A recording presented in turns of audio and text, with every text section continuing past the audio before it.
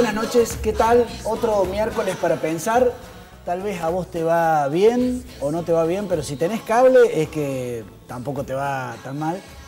Y sin embargo, lo público, lo que es de todos, nos sigue doliendo en Argentina.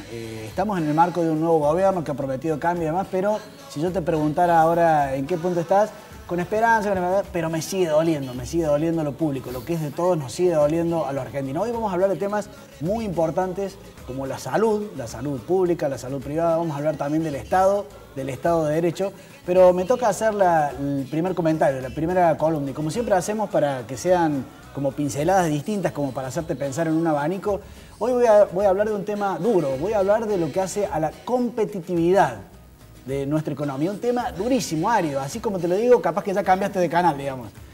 Pero si en algún momento en Argentina no volvemos a poner sobre la mesa cuán eficientes somos para hacer las cosas, y cada vez con un impulso de cada vez ser más eficiente, cada vez igualarnos a los criterios y parámetros internacionales, no siempre escudarnos en la vieja excusa, no, bueno, lo que pasa es que los chinos laburan por un plato de arroz y en cambio nosotros, y por eso hay que cerrar la economía, no. Tenemos que abrir la economía, tenemos que ser globalizados y tenemos que sentir que nuestro auto tiene que ser tan competitivo como el auto de Brasil y México, nuestro celular tiene que ser tan competitivo, nuestros productos tienen que ser tan competitivos y cada vez más. En el ámbito de las empresas se habla mucho de esto, yo estoy en ese ámbito, y sin embargo yo no sé si realmente estamos haciendo el esfuerzo necesario. A nivel de los sindicatos, es un tema que muy anacrónicamente lo ven como una palabra prohibida, digamos. No se dan cuenta de que si no nos encargamos juntos de ser cada vez más competitivos, esto se hace cada vez más difícil. Y en un ámbito donde directamente no se habla de competitividad, es en el ámbito de lo público, del Estado, digamos, de los servicios, de la educación, de cómo me atiende ese empleado municipal o ese empleado provincial cuando voy y hago cuánto demora en responderme. La competitividad en el ámbito de lo público también es como tomado como, no, andate, neoliberal, desgraciado, Donald Trump, no sé, cualquier cosa te pueden decir cuando nombras esta palabra clave. Si los argentinos no nos dedicamos a ser más competitivos, siempre vamos a tener que estar encerrados en nuestras propias fronteras y finalmente, y aquí termino con este comentario, somos injustos socialmente, porque hace 50 años que a ese industrial lo estamos protegiendo, supuestamente para que tenga empleados y para que entonces haya empleo, pero esa persona que tiene sus manguitos y quiere comprar un televisor barato o un auto barato, no, tiene que comprar un auto caro para supuestamente financiar una burguesía argentina que nunca termina de ser competitivo. O sea que es un tema que no solamente hace a la economía, sino que hace a la solidaridad, a lo social en su estado puro. Todo esto que hablamos es parte de la cultura del cambio.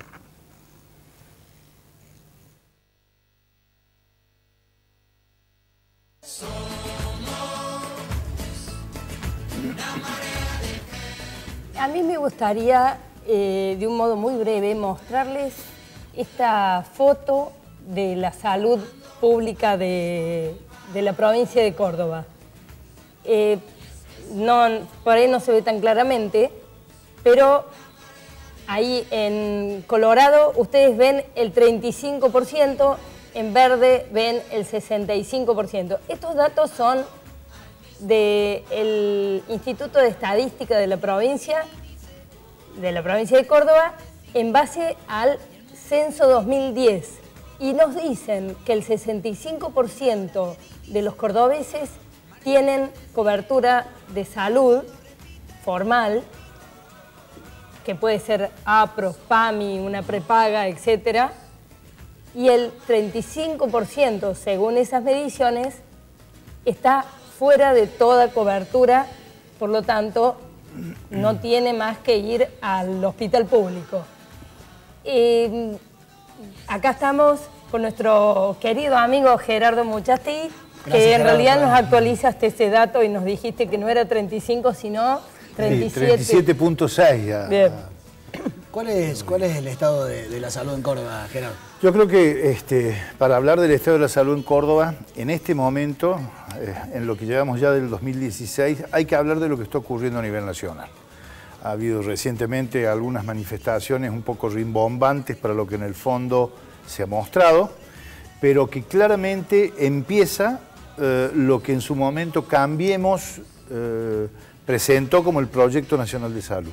Y eso es una buena noticia, Porque el último proyecto nacional de salud, así fuese, digamos que fracase o no, pero por lo menos el intento se hizo, fue prácticamente de la década del 70, 80. Entonces, la propuesta, la cual he leído minuciosamente en varias ocasiones, tiene un esquema abarcativo inmenso, fantástico. Ese es el qué. El cómo no está tan bien detallado, o no está detallado. Entonces, este primer anuncio a nivel nacional es una muy buena noticia porque hay algo para buscar cambios favorables en lo que es la salud nacional.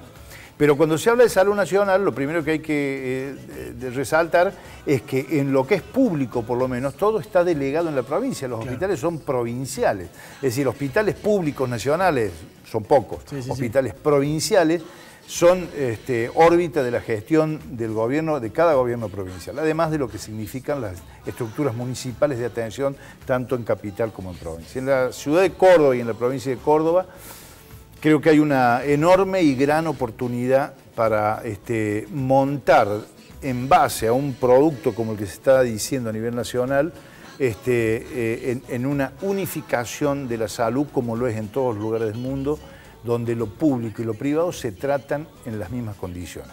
Justamente ahí, vos varias veces has venido, y lo has dicho en Civilitas y demás, vos venías diciendo lo público y lo privado tendrían que gestionarse más de cerca, más interactuando, venías por ese lado. Y a nivel nacional el título que ha surgido es una obra social para los que no tienen obra social. Me da la sensación de que finalmente las dos cosas se juntan en un punto, digamos. Totalmente. Es decir, lo que se está planteando es una única salud pública donde los diferentes actores se suman. Voy a dar un ejemplo muy fácil para la provincia de Córdoba. Hace 15 años había en el orden de las 450 instituciones privadas de salud en la provincia de Córdoba. Hoy deben quedar menos de 230, 220. Se cerraron por la crisis que sufrieron esas instituciones privadas de salud. El resultado actual es que en pueblos, en ciudades provinciales, hay, por ejemplo, un solo efector público. Claro. En el pueblo del lado hay un solo privado. Claro. Bueno, todo esto implica una organización donde ese sector público, ese hospital público, dé atención a toda la comunidad de ese lugar, para lo cual tiene que estar dentro de un marco de fiscalización, acreditaciones que estén adecuadamente controladas. Lo mismo pasa para el privado. Entonces, esa idea está. Se están dando pasos importantes, algunos de los actores privados estamos participando en tratar de colaborar en esta unificación, en esta eficientización. Casi a ver si entiendo o a ver si se lo traduzco para las personas.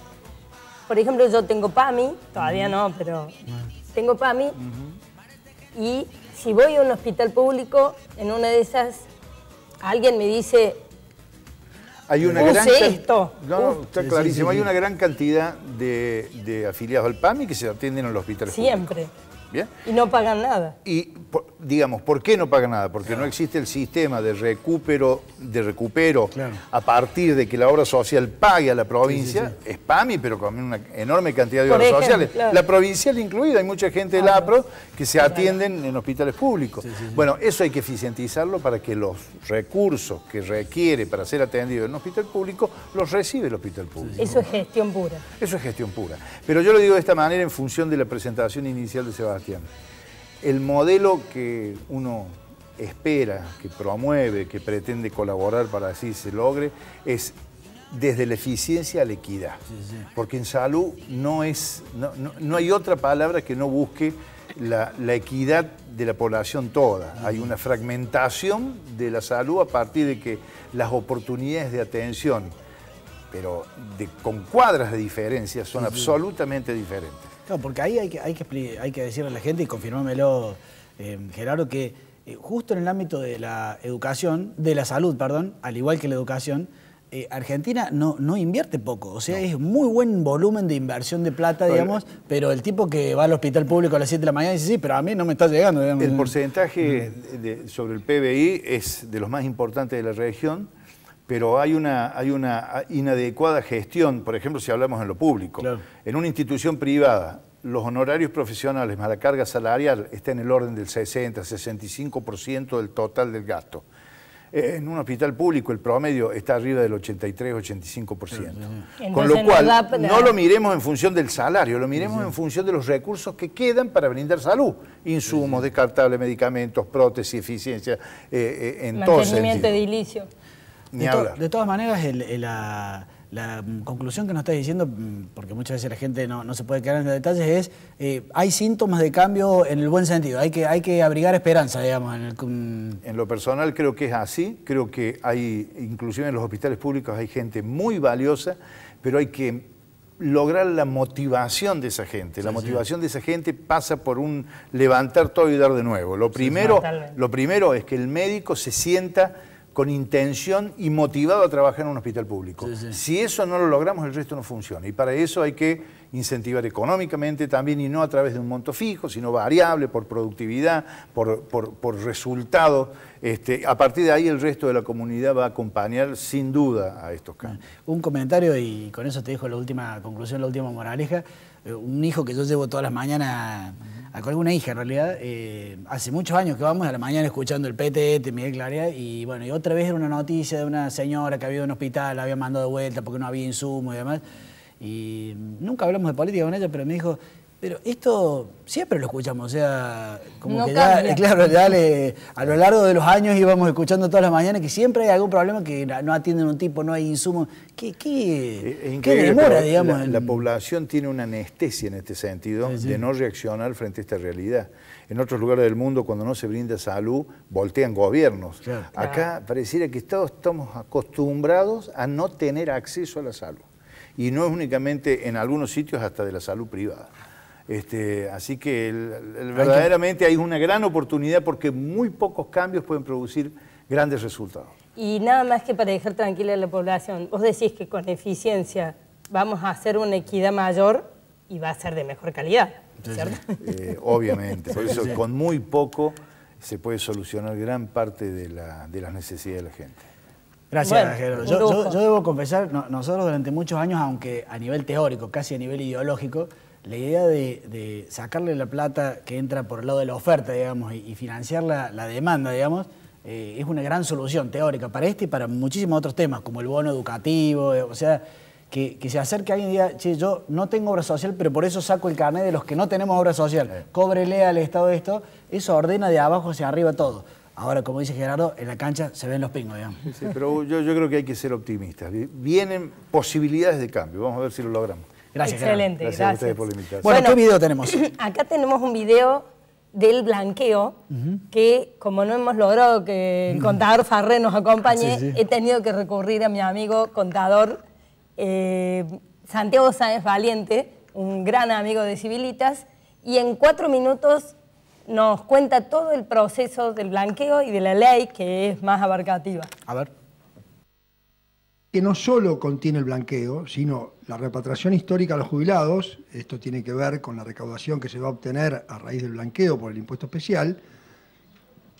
Incluye también el propio blanqueo, incluye una moratoria con importantes reducciones de intereses y todo, y incluye una reforma tributaria, por lo menos algunas modificaciones.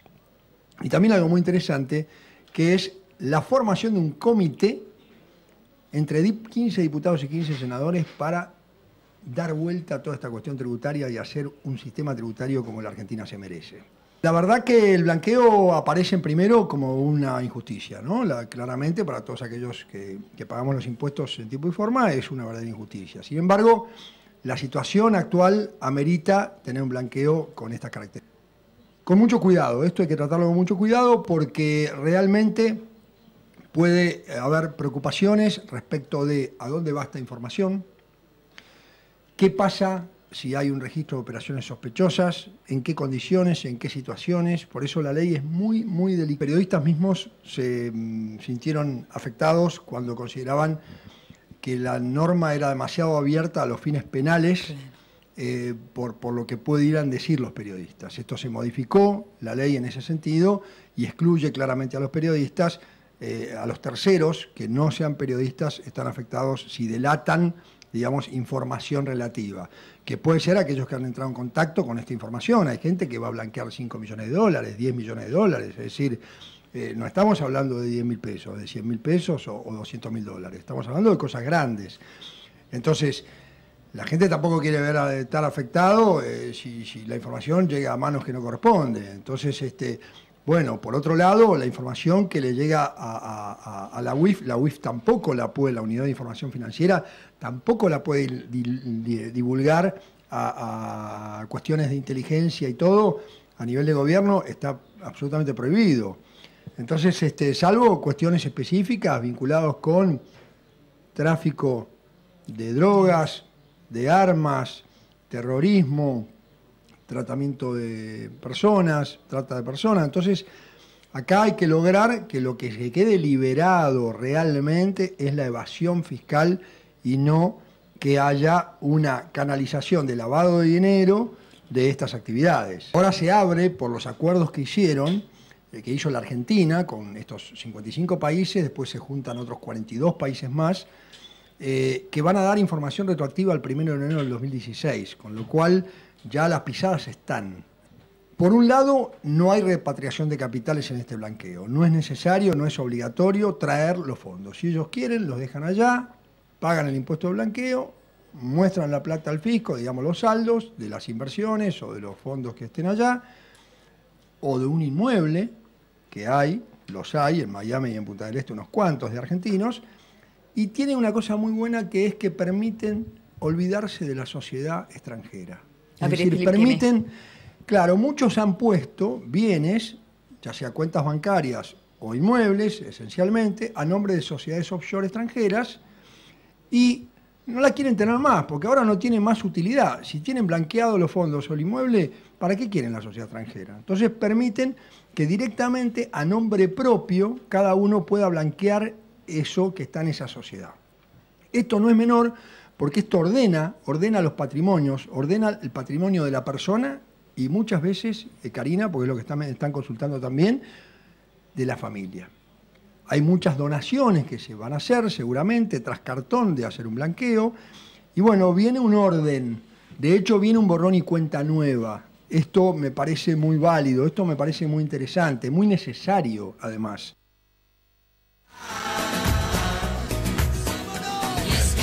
Bueno, muy bien. Cambiamos de tema en este mosaico de valores para el cambio que proponemos desde Civilitas. Y en este caso, ¿en qué punto está el Estado de Derecho? Porque bueno, ya se ha producido el cambio de gobierno, hay nuevas medidas por todos los ámbitos, por todas las áreas, pero esa seguridad jurídica de que las leyes permanezcan, de que las cosas, de que si alguien avasalla mis derechos yo voy a poder ir y finalmente me van a respetar, ese viejo anhelo de los argentinos de vivir en un Estado de Derecho que hace mucho no cumplimos, lo hemos invitado a Jorge Barbará. Gracias, Jorge, por venir. No, de nada, gracias a vos, Sebastián, gracias, Carmen. ¿En qué estado está el Estado de Derecho, para llamarlo así? Respecto del tema del programa, en cuanto a qué esperanzas o qué expectativas tenemos a partir del cambio de gobierno nacional, yo creo que hay buenas señales. Todavía estamos esperando algunas medidas de tipo un poco más estructural. Y yo doy razones que están a la vista de todos para evitar tecnicismos. En primer lugar, pensemos en la relación que tiene el Ejecutivo Nacional con la justicia. Los jueces claramente no están siendo presionados como venían siendo presionados en años anteriores. Esto se puede ver desde, no tanto por las persecuciones en casos de corrupción o las investigaciones, utilizo deliberadamente los dos términos para que los escépticos utilicen persecución e investigación los más esperanzados, sino porque fíjense que a muy pocos días o meses de gestión del gobierno nacional, casi en pleno, los jueces federales han frenado el aumento tarifario. En otras épocas y en un poder tan reciente, esto hubiese sido impensado. Esto indica que hay una menor intromisión desde el Ejecutivo hacia la justicia. Tal vez no sea nula, quien sabe leer entre líneas se da cuenta que alguna conversación hubo en el fallo de la Corte, pero no hubo una imposición. Y esto, frente a lo que veníamos, es mucho. Falta, por supuesto, lo estructural. ¿A qué le llamo yo lo estructural? Legislación, que regule de una manera sistémica cómo controlamos el accionar de los magistrados. ¿Sí? El Consejo de la Magistratura, pautas objetivas que deben cumplirse. De alguna manera, la eficiencia de la que vos hablabas respecto de las empresas privadas al iniciar el programa, bueno, trasladar ciertos estándares de eficiencia para el control del funcionamiento judicial. Esto referido a la relación entre el Ejecutivo y el Judicial. Por cuanto no hay que pensar solamente en las grandes causas políticas o de corrupción o de tarifas, sino que también hay que pensar en cómo controlamos la eficacia de ese enorme aparato judicial en lo que afecta al ciudadano de a pie de todos los días, ¿no es cierto? Justamente en esa línea te iba a preguntar porque vos muchas veces has hecho comentarios puertas adentro de Civilitas, en ese día a día, esa continua emergencia en la que siempre vivimos, ese continuo avasallamiento de los contratos, ese Estado que nunca te paga, digamos, en ese punto, ¿qué diagnóstico haces? Bueno, eso depende mucho de la cultura jurídica. La cultura jurídica argentina está acostumbrada a la emergencia. ¿Qué significa esto? Que ante el primer problema social o económico estamos dispuestos a adecuar nuestras normas a la situación concreta, y esto que hace que por ahí quien se sentía con derechos previos deja de tenerlos o deja de tenerlos en la misma medida. Por ejemplo, yo iba a cobrar 10.000 de jubilación, pero como estamos en emergencia voy a cobrar 8.000 para que no se derrumbe el sistema. Estamos muy acostumbrados, tenemos hasta doctrinas de la Corte y de todos los tribunales superiores de provincia de la emergencia, lo cual es casi un contrasentido. Un sistema sin sistema. Un sistema sin sistema. Ahora bien, no puedo dejar de desconocer que si bien la cultura jurídica influye en la generación del propio derecho de la emergencia, no es menos cierto que una economía estable y relaciones institucionales estables naturalmente van a favorecer que dejemos de tener esta cultura jurídica emergencial y nos acostumbremos más a respetar la palabra empeñada en los contratos, los pactos del Estado con todos, proveedores, empleados, contribuyentes, etcétera. Es un problema que tiene, reitero, tanto aspectos estrictamente técnico-legales cuanto aspectos culturales. A los jueces les hemos reclamado, o al Poder Judicial, digamos, abogados, jueces, que salgan como bomberos a solucionar la coyuntura. La última es la de las tarifas, pero si quieren pensar en el caso más excepcional de todos, pensemos en lo que ocurrió a fines del 2001, principios del 2002, con el corralito y demás. Bueno, en esta materia pareciera que al menos la intención del gobierno es normalizar la situación, ir hacia un gobierno de leyes y no de gobernadores, presidentes o parches. Nuevamente esto va a depender de cómo se desanden las medidas concretas. Por ejemplo, voy a citar simplemente un ejemplo, la reforma original, la reforma electoral que se está proponiendo pareciera ser un paso adelante, es decir, pareciera querer limpiar al sistema de todo este punterismo político que ha generado una serie de deficiencias endémicas en el sistema, y cómo colabora esto, cómo le beneficia esto al ciudadano de pie. Bueno, desde ya le beneficia porque no se sobrecarga el Estado con punteros que en verdad no trabajan de empleados, sino que trabajan de punteros, pero también favorece al ciudadano de a pie porque tiene, en términos de certeza, tiene mayor confianza en que lo que está eligiendo efectivamente se va a reflejar en la votación final o en el escrutinio final, perdón. Insisto, hay indicios de que la cosa puede mejorar. En la historia argentina nos obliga a ser un tanto escépticos o al menos prudentes. Bueno, yo quiero decir públicamente que Jorge es un hombre muy independiente, lo subrayo, o sea, no sos un hombre ni pro ni nada, o sea que tengas esa visión auspiciosa está bueno porque vos siempre sos muy duro, digamos, así que me da un toque de esperanza, digamos. Sí, en general yo tengo una visión bastante crítica y podría decir que esto que el gobierno, por ejemplo, no está distinguiendo en los repartos de los fondos nacionales entre amigos y enemigos puede obedecer a simplemente coyunturas electorales. Yo necesito los votos en el Congreso y por tanto le tengo que dar a todos por igual.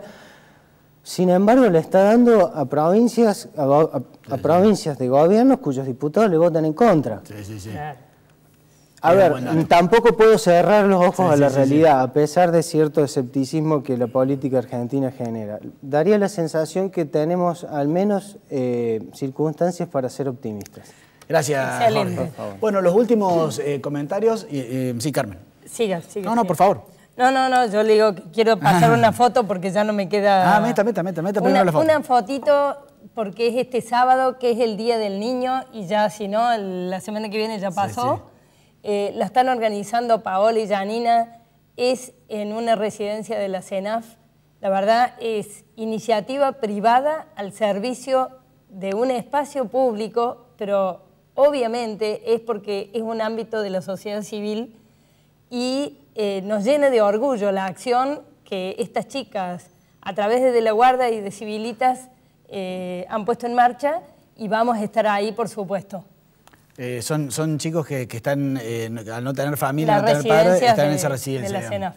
Bueno, en mi caso lo que incorporo es, hoy estuvimos en un almuerzo de la Bolsa de Comercio. Rescato 3 temas muy interesantes porque hacen a lo que hemos estado hablando. En primer lugar, del año 2003, que empezó la recuperación, al 2007, se creaban 3 empleos, de cada 3 empleos que se creaban privados, se creaba 1 a nivel del Estado. Pero después del 2008 en adelante se empezó a crear de cada 1 empleo privado, 1 público. Es impresionante cómo ha crecido el empleo público, hacia la competitividad que hablábamos. El segundo tema es este tema del blanqueo. Vale la pena poner los ojos porque es muy divertido el tema del blanqueo, porque hay temas, yo diría, de temas morales, temas de fiscales y demás, pero es una gran oportunidad para la Argentina para blanquearse a sí misma, digamos. Es muy profundo el blanqueo, es muy integral. Algún escéptico dirá ahí otra vez blanqueo para que vengan todos los corruptos que tuvieron su plata afuera. Sí, lo podés ver así, pero yo hoy, después de escucharlo del contador Farré y a Dina Castillo, dije, esto puede andar muy bien, puede llegar a ser una bocanada de plata que entra y puede ser como marcar un antes y un después. Y el último tema, y con esto cierro, Diego De Quino del Instituto de Investigaciones Económicas sacó el cálculo de cuánta plata hace falta para que Argentina vuelva a tener el nivel de inversión aceptable, un 28%. Hacen falta anuncios de inversiones todavía que no se hicieron por 100.000 millones de dólares. Cuando hablamos de que las inversiones van a salvar el país, ya se han hecho anuncios por 70.000, 80.000, pero faltan 100.000 millones de dólares más, digamos. Así que los argentinos no podemos bajar los brazos porque con este nivel no llegamos al país soñado que queríamos. Tenemos que redoblar la apuesta y en este sentido le tenemos que exigir a Macri, a Schiaretti, a Mestre, a todos los gobernantes, muchachos, apúrense porque se nos pasan los años y no queremos vivir en un país que quede a mitad de camino. Adiós. Gracias. Chao, adiós.